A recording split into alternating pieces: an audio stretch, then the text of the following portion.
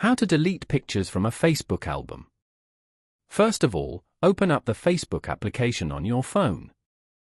You will then be brought to the Facebook homepage. Here, you can view pages and friends' posts. On this page, go to the bottom and tap on Menu.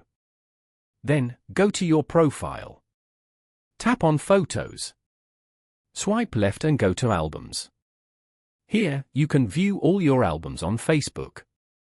Open any album from here. Then, tap on the three dots at the top. Tap on Edit Album.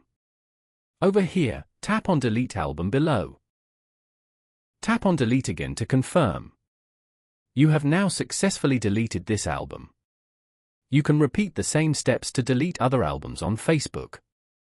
Following these steps, you can easily delete pictures from a Facebook album. Thank you for watching. Please leave a like if this tutorial helped you, or leave a comment below if you have any questions related to the video.